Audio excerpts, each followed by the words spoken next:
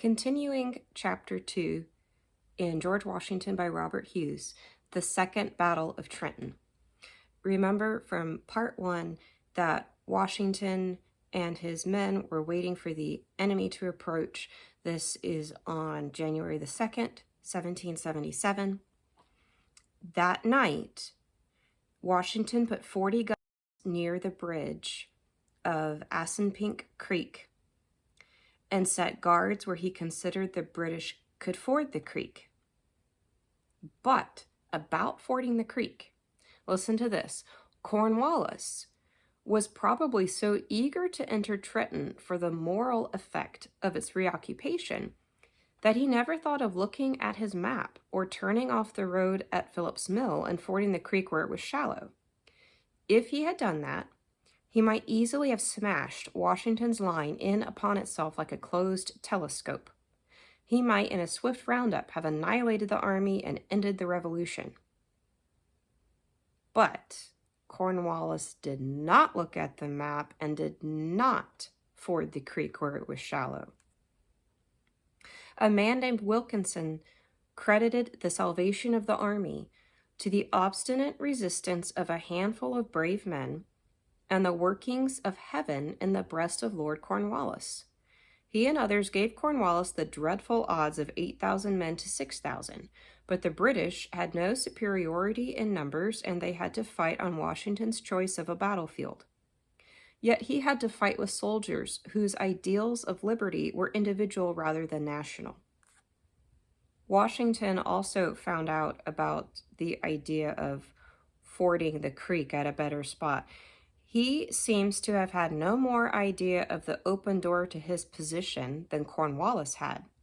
It must have been a shock to him when the bad news was brought to him at dusk by Joseph Reed, who had gone out with a few light horse to examine the raging creek and make sure if its crossings had all been guarded as Washington supposed. In a fragment of a manuscript, Reed tells what word he brought to Washington concerning the fords. At Phillips Mill, about 1 mile higher, the ford was in very good order, and had the enemy taken the opportunity of passing it, the consequences would probably have been fatal. Hughes goes on to say that there was a military maxim that the stronger army ought not to attack toward night.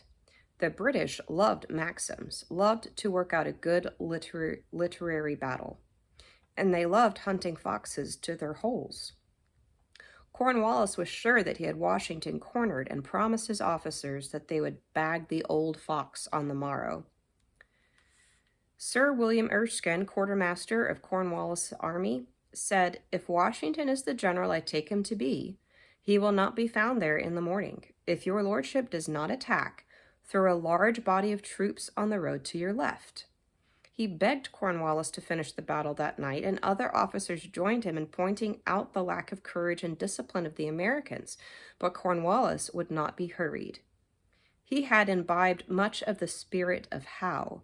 It was a question of 1 hour's fighting, and the storming of the entrenchments would certainly have ended the war. It must have been the climate that dulled these brilliant British generals one by one. In India, later, Cornwallis did magnificent things.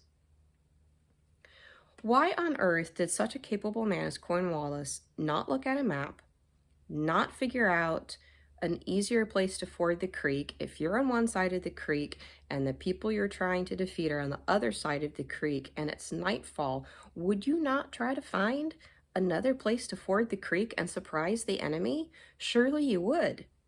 But Cornwallis, for some reason, felt very content where he was and thought for sure he could deal with Washington the next day.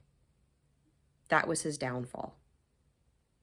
Because Cornwallis delayed, Washington and his men were able to escape that night.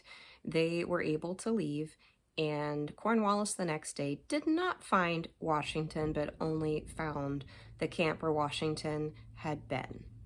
I hope you enjoyed this overview of the Second Battle of Trenton.